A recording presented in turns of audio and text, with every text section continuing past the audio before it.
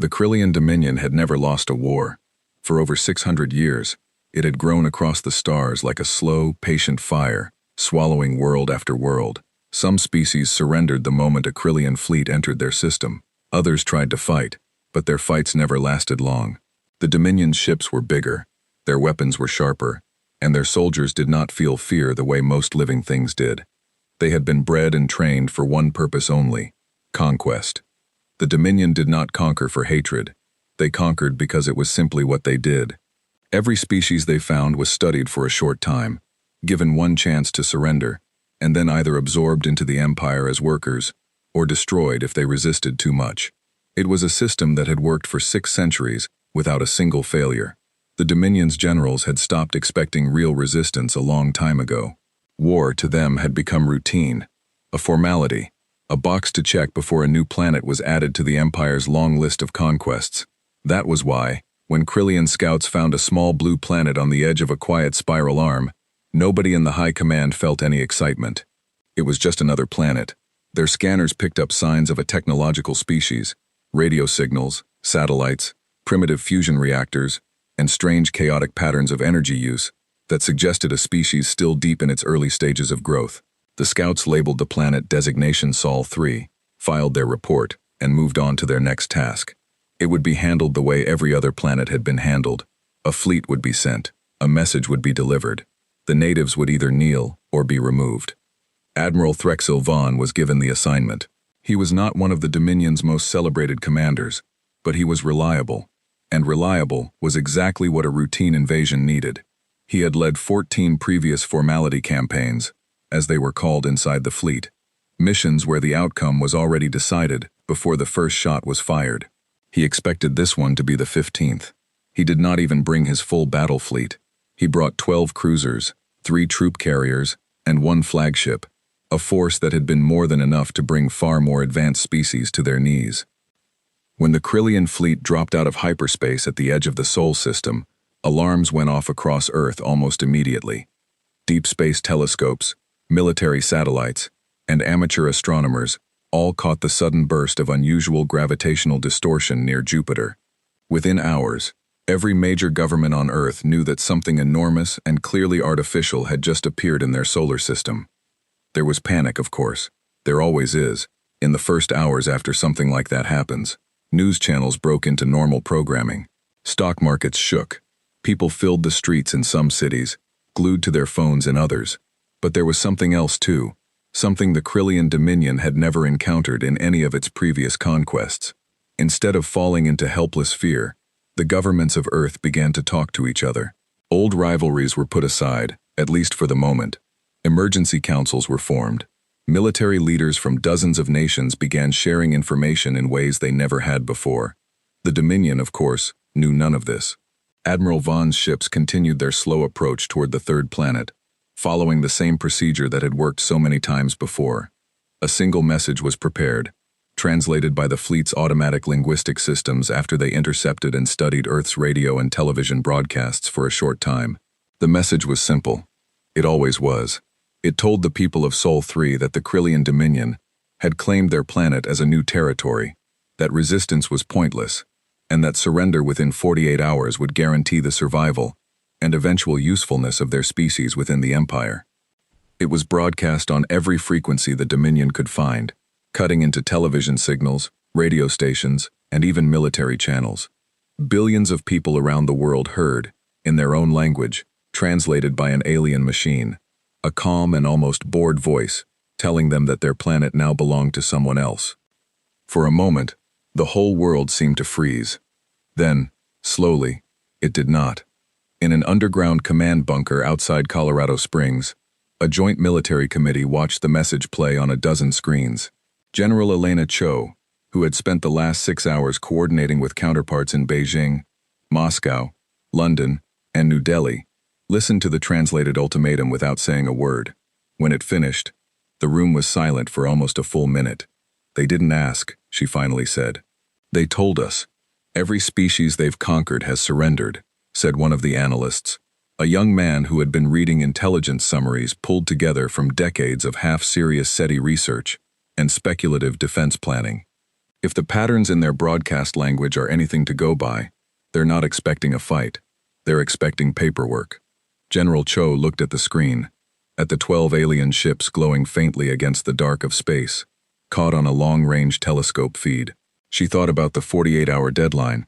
She thought about every war Earth had ever fought against itself, wars that had produced weapons, tactics, and a kind of stubborn defiance that no outside power had ever had to deal with before. Then let's give them something new, she said. Word moved fast after that. Within 12 hours, the United Nations Security Council held an emergency session, something that had never happened with such total unity before. For once, the great rivalries of Earth did not matter. Nations that had spent decades distrusting each other agreed, almost without argument, on one single point: humanity would not surrender. It was not that Earth's governments believed they could win. Nobody was foolish enough to think that a handful of nuclear-armed nations could defeat a species capable of interstellar travel. But there was something deeper at play, something the Dominion's translators had never picked up on. Humanity had spent its entire history fighting, against nature, against disease, against each other, against impossible odds.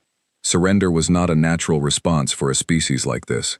It was, if anything, the least likely response of all. Admiral Vaughn received Earth's official reply exactly 48 hours after his ultimatum was sent. It was short, it was blunt, and it made him pause for the first time in 14 campaigns. We refuse. Just 2 words, spoken by a human representative on a broadcast recorded specifically for the Dominion fleet, using their own translated language patterns sent back through the same channel. No pleading, no terms, no attempt at negotiation, just refusal. Vaughn reviewed the message twice, then a third time, checking for translation errors. There were none. He called his senior officers together in the flagship's command chamber, a wide circular room lit by soft blue light, its walls covered in slowly shifting star charts. They refuse, he told them. There was a long silence. None of the officers gathered there had ever heard those words used in response to a Dominion ultimatum. Refusal happened sometimes, technically, but it was rare, and it always came from species who had some obvious military advantage, some fleet or defense grid capable of at least putting up a real fight. Earth had none of that. Their technology, according to every scan the Dominion had taken, was primitive. Chemical rockets, basic nuclear weapons, no shields, no functioning warp drive. By every measurement the Dominion used to judge a species' threat level, Earth should have surrendered within the hour. They have no fleet, said one officer. No orbital defense. Nothing that should give them the confidence to refuse. Perhaps they don't understand what refusal means, suggested another. Vaughn considered this. It was possible. Species sometimes misunderstood the seriousness of a Dominion ultimatum, especially in their first contact with a truly advanced power. He decided to give them one more chance, a courtesy rarely extended, but one that cost nothing and might avoid unnecessary bloodshed. He ordered a smaller force, 3 cruisers and a single troop carrier, to descend toward the planet's surface and make contact directly, landing near one of the larger population centers to deliver the message again, in person, with the full weight of Dominion presence behind it. He chose to land near a city called Geneva, a location Dominion linguistic analysis had flagged as a center for diplomacy and negotiation among the humans. It seemed a fitting choice. If the humans wanted to talk, they could talk there, under the shadow of Dominion warships. What Admiral Vaughn did not know, what none of the Dominion's scans, translators, or 6 centuries of conquest experience could have told him, was that the moment his ultimatum had been broadcast across Earth's airwaves, something had changed. Humanity's militaries were not sitting still, waiting to be conquered. They were working. Scientists who had spent their careers dreaming about extraterrestrial contact were suddenly given unlimited funding and impossible deadlines. Military engineers who understood decades of theoretical alien defense scenarios, dreamed up in classified think tanks and war games nobody outside a few locked rooms had ever taken seriously, were pulled out of retirement and put to work immediately. Humanity did not have starships. It did not have shields or plasma weapons or anything close to what the Dominion possessed. But it had something the Dominion had never faced in 600 years of conquest. A species that had spent its entire existence learning how to fight against enemies stronger than itself, and had never once given up because of it. As the three Dominion cruisers began their descent toward Geneva, carrying Admiral Vaughn's second and final ultimatum, nobody on those ships noticed the quiet movement of anti-aircraft batteries repositioning across the Swiss countryside. Nobody noticed the sudden, coordinated silence that fell across global air traffic control, or the careful positioning of experimental electromagnetic pulse devices that half a dozen nations had rushed to complete in the last 48 hours, working together in a way that would have seemed impossible just 1 week earlier. The Dominion had come expecting a formality. Instead, without knowing it yet, they had just made their first mistake in 600 years of unbroken conquest, a mistake that would soon prove to be the beginning of the end for everything they thought they understood about war, about strength, and about the strange, stubborn little planet they had chosen to underestimate. The cruisers continued their descent, calm and confident, exactly as they always had been. They would not stay calm for much longer. The three Dominion cruisers entered Earth's atmosphere without any resistance, gliding down through the clouds above Switzerland with the same calm confidence Admiral Vaughn's fleet had shown in 600 years of conquest. Their sensors detected nothing unusual. Civilian air traffic had cleared the area, which the Dominion officers assumed was simple fear, a natural response from a species about to meet its new rulers. They did not know it was actually a carefully coordinated military decision, made jointly by generals who, only a week earlier, would never have agreed to share a phone call, let alone a battle plan. The cruisers landed in a wide field just outside Geneva, their massive hulls settling onto the grass with barely a sound. Hatches opened. Crillion soldiers marched out in orderly rows, armored in dark plating, carrying weapons that could vaporize a human body in less than a second. Behind them came a diplomatic envoy, a smaller, more slender Crillion named Alice Dairn, whose job was to deliver the final terms of surrender in person, exactly as the Dominion had done on hundreds of other worlds. A group of human representatives waited to meet them, standing near a row of black vehicles at the edge of the landing field. General Elena Cho stood among them, along with diplomats from several nations and a small team of translators. To the Crillion soldiers watching through their armor's sensors, the humans looked exactly as expected: small, physically weak, clearly frightened. Several Dominion officers later admitted they had almost felt sorry for them. Envoy Dairn approached the human delegation, moving with the practiced calm of someone who had done this many times before, on many other worlds. "You have refused the Dominion's offer," Dairn said, the words translated instantly by a small device hovering near her shoulder. "This is your final opportunity. Submit now, and your species will be preserved as a productive part of the Empire. Refuse again, and the consequences will not be gentle." General Cho did not flinch. "We already gave you our answer," she said. Dairn tilted her head slightly, an expression that might have been confusion, or perhaps mild irritation. "Then you understand what will happen next." "We understand," Cho replied, "but we're not the only ones who prepared an answer." It was at that exact moment that the trap, quietly built over the previous 48 hours by a joint task force, representing more than a dozen nations, was triggered. High above the landing site, an experimental electromagnetic device, built in a rushed collaboration between American, Japanese, and German engineers, based on decades of half-forgotten theoretical research into disabling advanced electronics, detonated with a silent, invisible pulse. It had been designed specifically after studying the frequencies and energy signatures the Dominion ships gave off during their approach, patterns quickly analyzed by teams of physicists working non-stop since the ultimatum was first broadcast. The pulse tore through the electronics of the three landed cruisers, overloading their shields and disabling half of their internal systems in an instant. At the same time, hidden anti-aircraft batteries, repositioned over the last 2 days under the cover of civilian construction equipment, opened fire on the Dominion soldiers still standing in formation outside their ships. It was not enough firepower to destroy the invaders completely. Nothing on Earth was capable of that yet, but it was more than enough to catch them completely by surprise. For the first time in 600 years, Dominion soldiers found themselves under sustained, coordinated attack from a species they had assumed was already defeated. Envoy Dairn barely had time to register what was happening before Crillion soldiers around her began falling, their advanced armor unable to stop everything Earth scientists had rushed to build in less than 2 days. The soldiers, trained to fight species that either surrendered immediately or fought in disorganized, primitive ways, found themselves facing coordinated fire from multiple directions, weapons specifically designed, using data gathered from studying their own ships during the descent. The battle at Geneva lasted less than 20 minutes, but it changed everything. By the end of it, one of the 3 Dominion cruisers had been destroyed completely. Its disabled shields, unable to protect it from a coordinated missile strike, launched the moment its systems went offline. The other 2 managed to lift off and retreat back into orbit, badly damaged, carrying wounded soldiers and an envoy who had never once in her career needed to run for her life. Admiral Vaughn received the reports aboard his flagship with a growing sense of disbelief. Losses. Real losses. A destroyed cruiser. Dozens of soldiers killed or wounded. An envoy forced to retreat under fire. In 600 years, the Dominion fleet record had documented very few incidents like this, and none of them had come from a species with technology as primitive as Earth's appeared to be.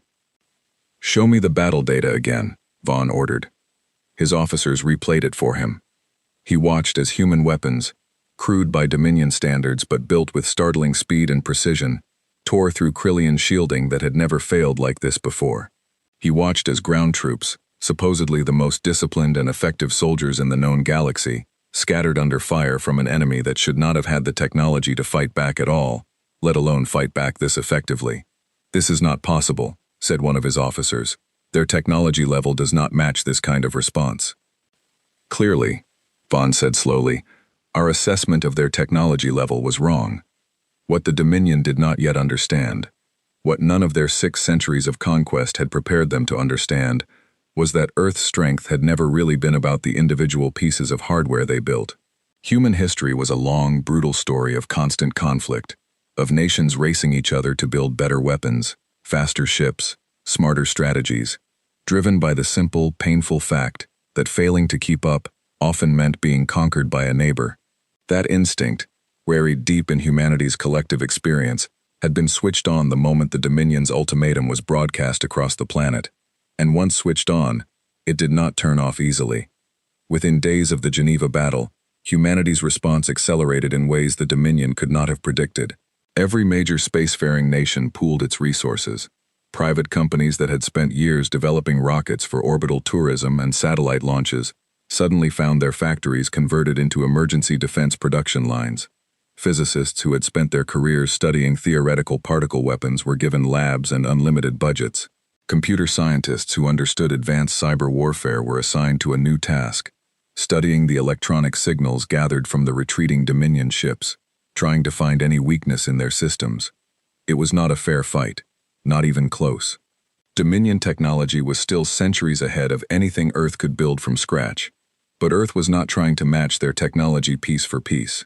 It was trying to find the cracks, the small weaknesses that could be exploited by a species that had spent its whole existence learning how to punch above its weight. Admiral Vaughn called for reinforcements from Dominion High Command, requesting a larger fleet than the standard force he had originally deployed. It was an unusual request. Formality campaigns almost never required reinforcement. But Vaughn had seen the battle data from Geneva, and he understood, better than most of his superiors back at Dominion Command, that something about this planet did not fit the pattern. While he waited for those reinforcements to arrive, Vaughn ordered a more cautious approach.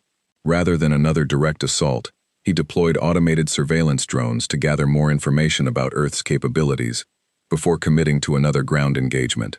It seemed like the wise choice. In the past, it always had been. But humanity had already learned an important lesson from the Geneva battle, one that would define the rest of the war to come. The Dominion, for all its power, its history, its unbroken record of victory, was not used to being surprised. It had built an empire on the assumption that resistance was rare and always small. It had never needed to develop a real answer to a species that adapted quickly, coordinated globally, and refused, again and again, to accept defeat as inevitable.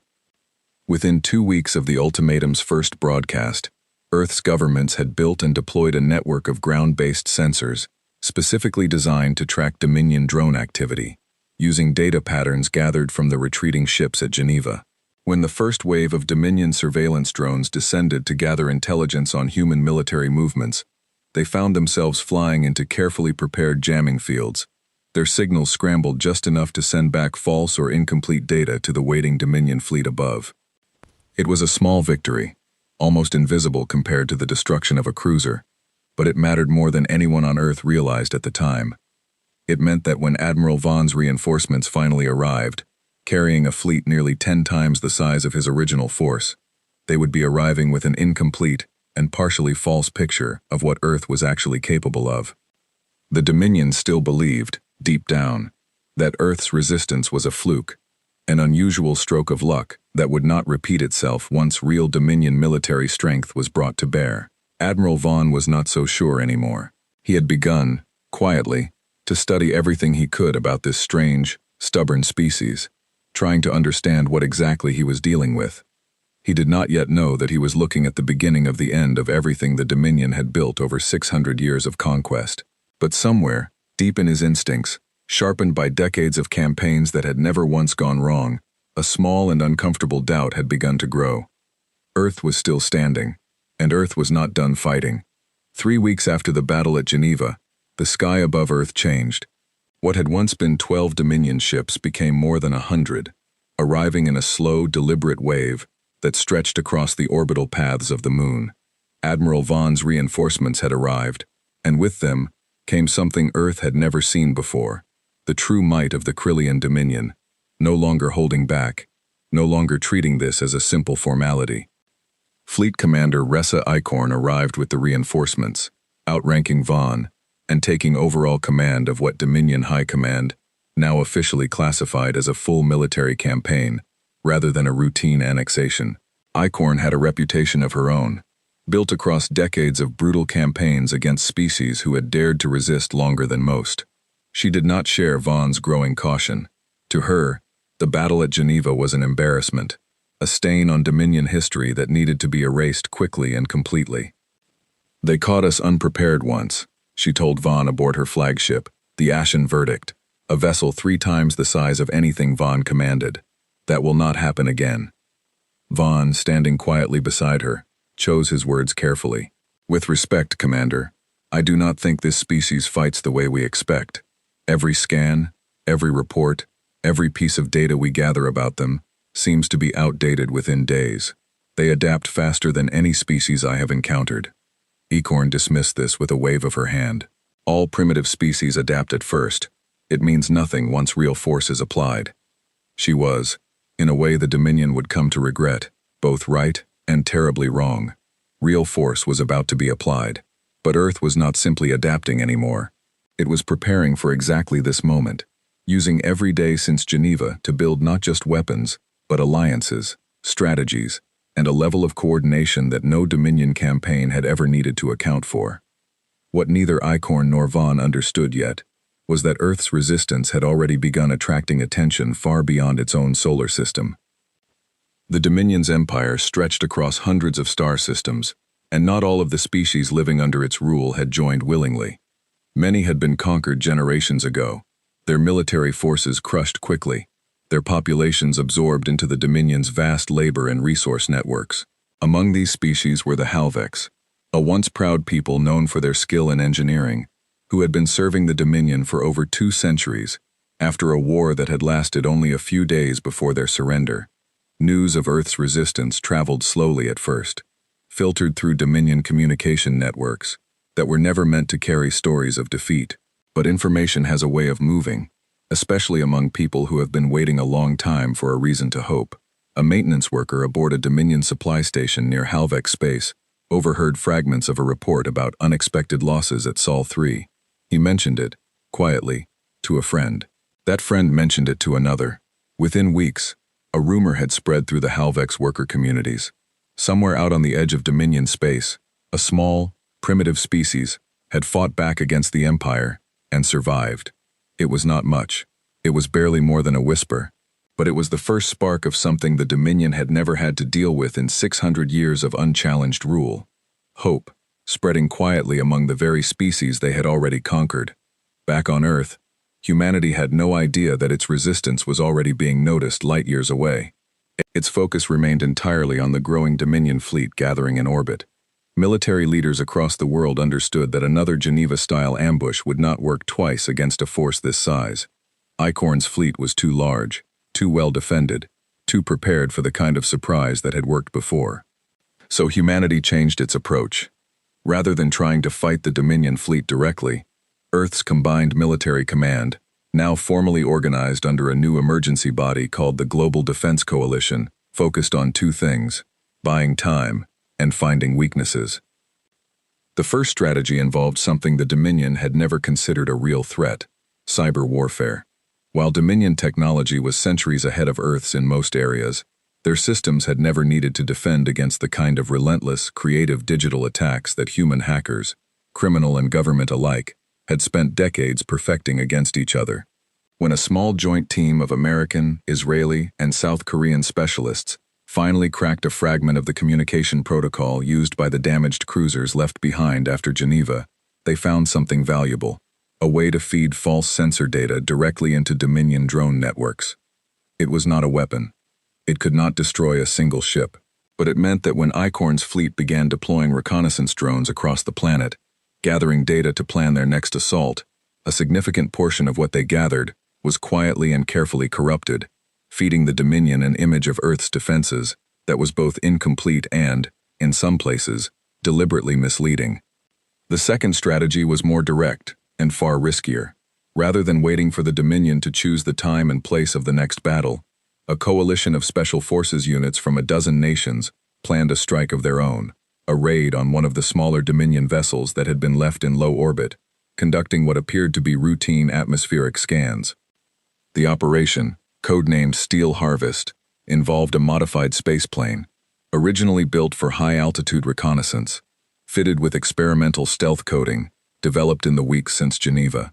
It carried a small team of soldiers whose mission was not to destroy the Dominion vessel, but to board it, gather technological data, and if possible, extract a working sample of Dominion shielding or weapons technology that Earth scientists could study.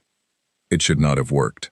By every reasonable measure, a mission like this against a species with 600 years of unbroken military dominance should have ended in disaster. But the Dominion, for all its strength, still carried the quiet arrogance of a species that had never truly been challenged. The vessel Steel Harvest targeted was lightly defended, its crew more focused on gathering intelligence than defending against an attack nobody expected a primitive species to attempt. The raid succeeded. It cost lives. 6 soldiers did not make it back, but the mission returned with something priceless: a functioning fragment of Dominion shield technology, along with data drives containing partial fleet schematics.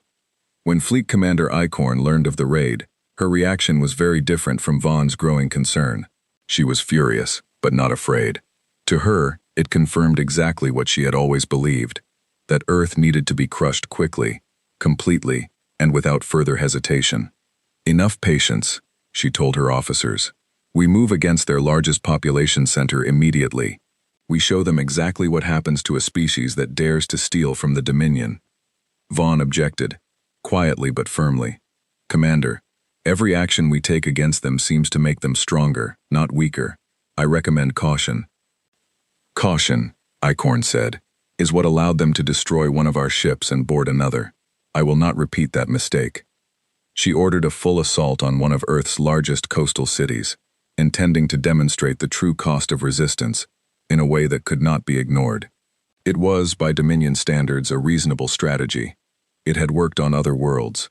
A single overwhelming show of force, aimed at a civilian population, had broken the will of dozens of species before Earth. But those species had not spent their entire history fighting wars against each other. They had not built cities designed, in some cases quite literally, to survive bombardment. They had not developed, over decades of Cold War tension, deep underground shelters, early warning systems, and evacuation protocols originally designed for nuclear conflict between human nations. When Icorn's fleet began its bombardment run, they found a city that had already been almost completely evacuated in the hours since Dominion warships had begun repositioning in orbit. Movement Humanity's own tracking systems, sharpened by weeks of desperate improvement, had detected and understood far faster than the Dominion expected. The destruction was still enormous. Buildings fell. Infrastructure was devastated. It was a wound that would take years, perhaps decades, to heal. But it was not the crushing, decisive blow Icorn had wanted. Casualties, while tragic, were a fraction of what the Dominion had expected from an unprepared population. And rather than breaking humanity's will to resist, images and reports of the attack, shared instantly across a planet more connected than any species the Dominion had ever conquered, did the opposite. It united what remained of the doubt. Nations that had still been hesitant, quietly hoping some kind of negotiated settlement might still be possible, abandoned that hope entirely. Public support for resistance, already strong, became absolute. Young men and women who had never considered military service volunteered in numbers that overwhelmed recruitment centers. Scientists worked without sleep. Factories ran around the clock. And far away, aboard a Dominion supply station near Halvex space, the whisper about a primitive species that refused to surrender grew a little louder, carried now not just by rumor, but by fragments of encrypted Dominion battle reports that spoke, with obvious frustration, of a campaign that was not going as planned. The Dominion had wanted to teach Earth a lesson about the cost of resistance. Instead, without meaning to, they had just given the rest of their empire something far more dangerous than a lesson. They had given them an example. 2 months into the war, Earth was a very different planet than the one Admiral Vaughn had first approached with a routine ultimatum. Cities that had once been centers of commerce and tourism were now surrounded by hidden bunkers, mobile defense platforms, and layers of camouflage designed by engineers who had studied every scrap of data recovered from Steel Harvest and the wreckage at Geneva. Factories across dozens of nations ran without stopping, producing weapons based on reverse-engineered fragments of Dominion technology, mixed with old human designs nobody had ever expected to actually use. It was still not enough to match the Dominion ship for ship, weapon for weapon. Fleet Commander Icorn's forces remained overwhelmingly more powerful in raw military terms. But Earth had stopped trying to fight a fair fight a long time ago. It was fighting the only way it knew how, by adapting faster than its enemy could adjust. Icorn, however, was no longer fighting alone against a stubborn planet. She was fighting a growing problem within her own fleet, one she did not yet fully understand. The Dominion's military had been built, over 6 centuries, around a simple assumption: species that resisted eventually broke, and species that were conquered stayed conquered. Soldiers within the Dominion fleet were drawn from dozens of different worlds, many of them conquered generations ago, trained and equipped to fight for an empire they had never chosen, but had long ago accepted as unbeatable. That acceptance had always been the true foundation of Dominion power. Fear was useful, but true control came from something deeper. The belief, held by billions of beings across hundreds of worlds, that resistance was simply pointless. Earth was slowly, unintentionally, destroying that belief. Reports of the human resistance, filtered and censored as they moved through official Dominion channels, still managed to leak into the wider empire, carried by soldiers writing home, by workers gossiping on supply stations, by encrypted fragments traded quietly among species who had learned long ago how to pass information the Dominion did not want shared.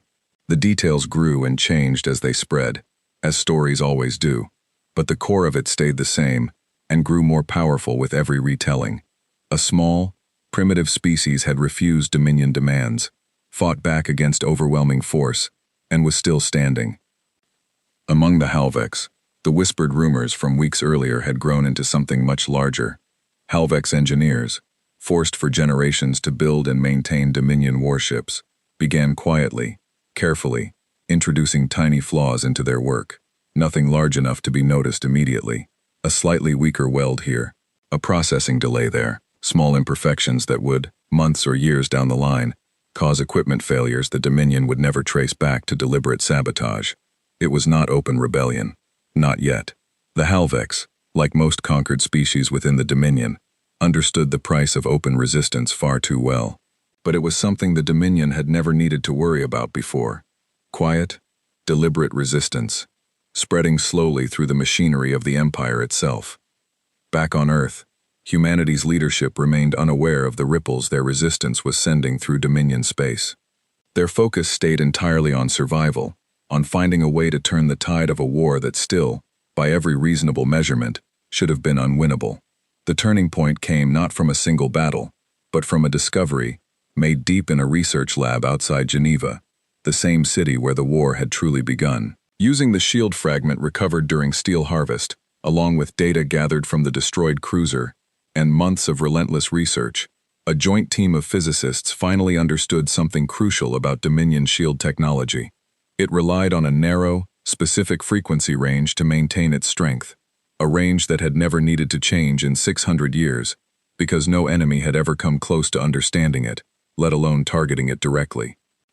It was not a weakness by design, it was a weakness born from pure, unchallenged confidence. The Dominion had built its shields to be strong against anything they had ever faced. They had never needed to build them to be unpredictable, because no one had ever forced them to. Earth scientists, working with what little time and resources they had, began developing a new class of weapon, not more powerful than existing human weapons, but tuned specifically to disrupt the exact frequency range Dominion shields depended on. It would not destroy a ship outright, but it would, for a brief window of time, leave that ship's defenses open.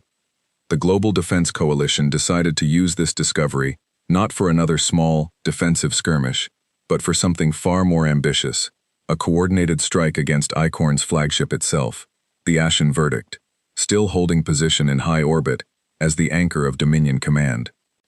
It was, by any reasonable military standard, an incredibly risky plan.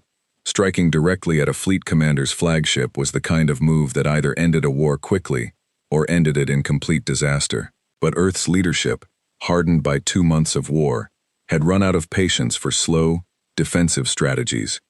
If they were going to fight the Dominion, they decided, they needed to make them feel real fear, the same way Icorn had tried, and failed, to make Earth feel it. The operation required perfect coordination between newly developed frequency disruption technology, a fleet of modified orbital launch vehicles, repurposed from civilian space programs, and a diversionary assault meant to draw Dominion attention away from the true target until the last possible moment. It began at night, using the rotation of the Earth itself as cover. Diversionary strikes hit several smaller Dominion vessels stationed near the Pacific, drawing exactly the kind of aggressive, overconfident response Icorn was known for. As she redirected attention and resources toward crushing what she believed was humanity's main offensive, the real strike force, carrying the newly developed frequency disruption devices, launched directly toward the Ashen Verdict under cover of the chaos. For the first time since the war began, Dominion sensors failed to notice a coordinated human attack until it was already underway.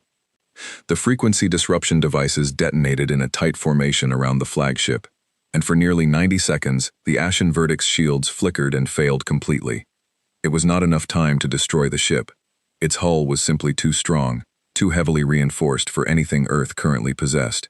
But it was enough time for a coordinated missile strike, launched from modified human orbital platforms, to tear through unprotected sections of the vessel, crippling several weapon systems, and forcing Icorn's flagship to retreat from orbit entirely for emergency repairs. It was the first time in 600 years that a Dominion fleet commander's flagship had been forced to withdraw from an active campaign. Aboard the Ashen Verdict, in the chaos following the attack, Icorn stood in her damaged command chamber, staring at reports she did not want to believe. Her ship, one of the most powerful vessels in the entire Dominion fleet, had been humiliated by a species she had dismissed as primitive only weeks earlier. Vaughn, present for the aftermath, chose his words with the same quiet caution he had shown since Geneva. "Commander, I believe it is time we reconsider our approach." For the first time, Icorn did not immediately dismiss him.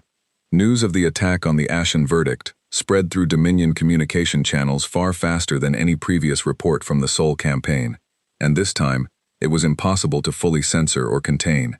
A Dominion fleet commander's flagship, forced into retreat by a supposedly primitive species. It was the kind of story that could not simply disappear, no matter how hard Dominion High Command tried to control it. Across the Empire, in supply stations and labor camps and quiet corners of conquered worlds, the whisper that had started weeks earlier grew into something Dominion High Command had never needed to plan for in 6 centuries of unbroken rule. On a mining colony in Halvex space, a small group of workers, emboldened by rumors of Earth's resistance and the retreat of the mighty Ashen Verdict, made a decision that would have been unthinkable only months earlier. They sabotaged a critical piece of mining equipment, not through small, deniable imperfections this time, but through open, deliberate destruction, and then refused to repair it, even under threat of punishment. It was a small act, isolated, quickly and brutally suppressed by Dominion security forces stationed on the colony. But it was the first open act of rebellion the Dominion had seen from a conquered species in over 80 years. It would not be the last. Back on Earth, humanity did not yet know about the quiet cracks spreading through the Empire that had once seemed unbeatable. They knew only that, for the first time since the war began, they had won a real, undeniable victory. Icorn's flagship had retreated. Dominion forces, for the first time, were being forced to reconsider their strategy entirely.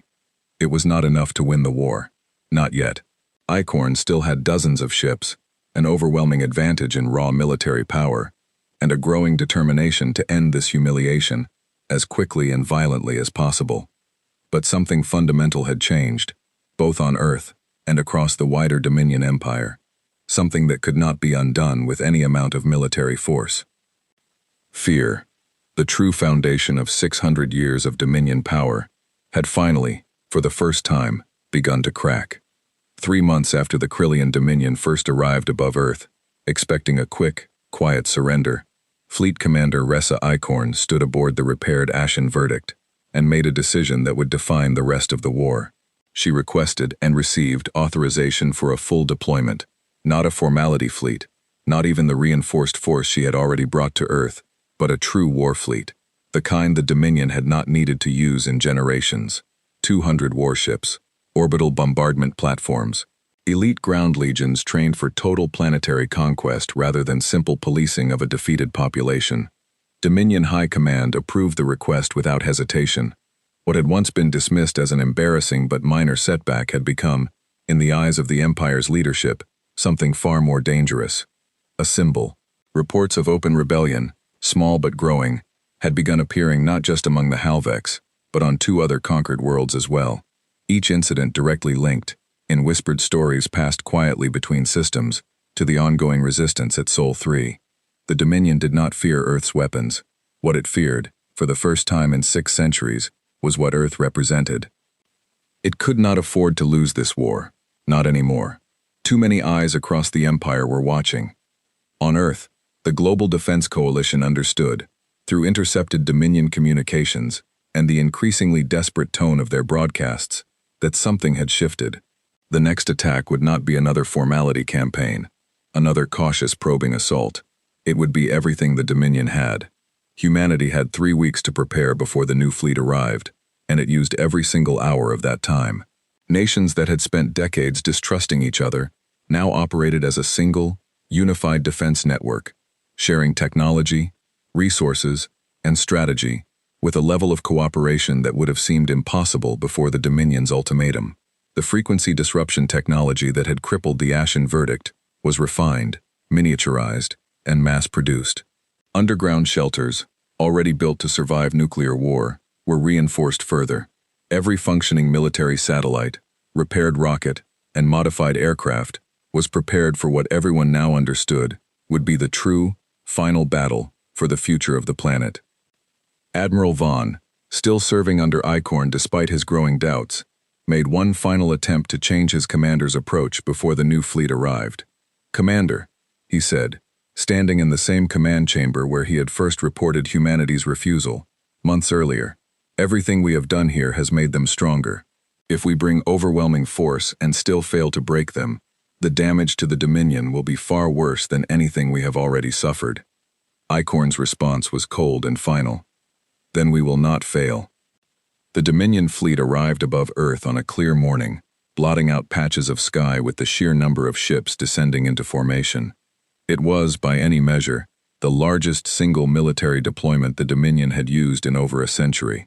Icorn intended to end the war in a single, overwhelming strike, simultaneous orbital bombardment of every major human population and military center, followed immediately by full ground invasion, crushing any possibility of continued resistance before it could even begin. What she did not know, what her scans and intelligence reports had once again failed to fully capture, was that humanity's true strength had never been in matching the Dominion ship for ship. It had been in becoming impossible to predict. As the Dominion fleet began positioning for its coordinated bombardment, thousands of frequency disruption devices, hidden across the planet in modified civilian satellites, repurposed weather balloons, and small orbital platforms, launched in complete secrecy over the previous 3 weeks, activated simultaneously.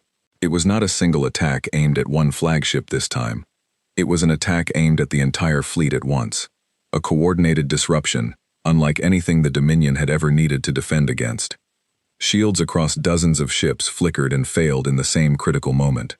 It was not enough to disable the entire fleet completely, and Icorn's engineers, having studied the earlier attack on the Ashen Verdict, had made some adjustments that limited the damage, but it was enough to throw the Dominion's perfectly coordinated assault into chaos, forcing ships to break formation, redirect power, and scramble to compensate for a weakness they had never had to plan around before.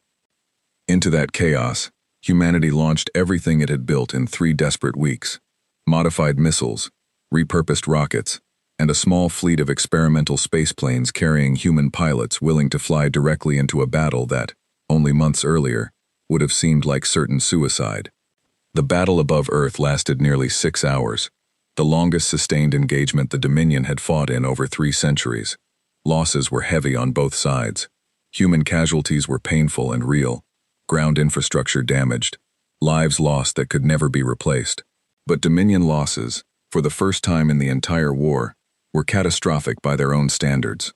Nearly a third of Icorn's warfleet was destroyed or disabled, a level of destruction the Dominion had never suffered in a single engagement against any species in 600 years of conquest. Icorn, watching her fleet break apart around her, finally understood what Vaughn had been trying to tell her since the very beginning.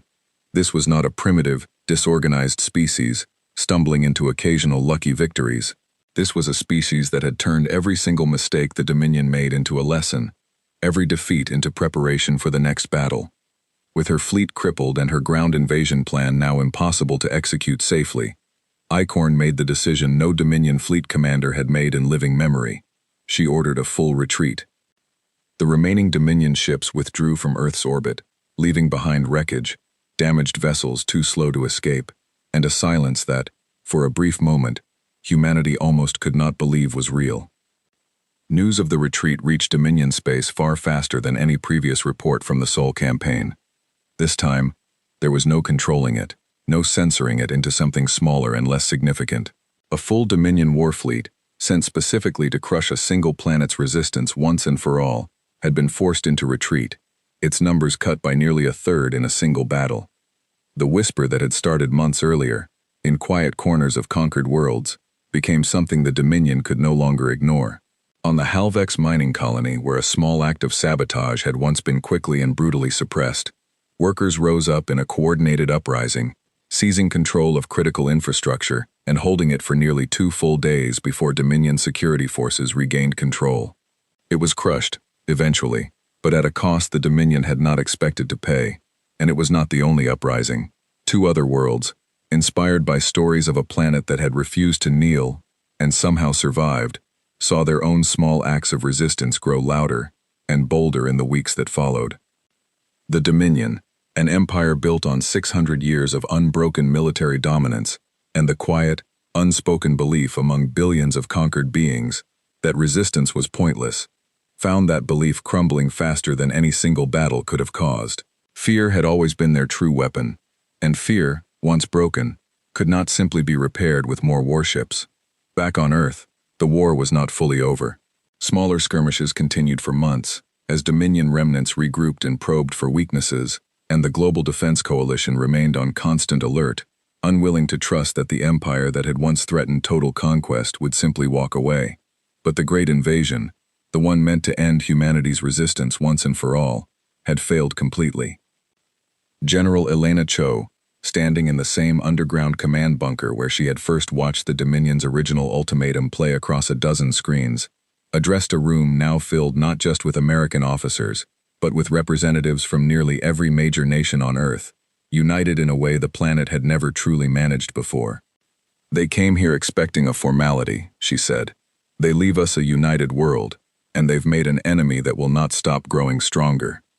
Far away, in the quiet, uncertain corners of Dominion space, Among species who had spent generations believing resistance was impossible, a new kind of hope had already taken root, one that no fleet, no matter how large, could easily crush again.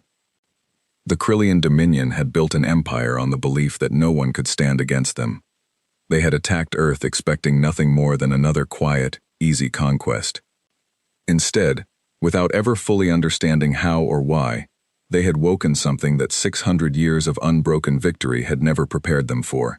A species that did not know how to stay defeated, and an empire of conquered worlds that, for the first time in living memory, had finally seen proof that the Dominion could bleed. The war for Earth was not truly finished, but the age of the Dominion's absolute, unquestioned power had already, quietly and permanently, come to an end.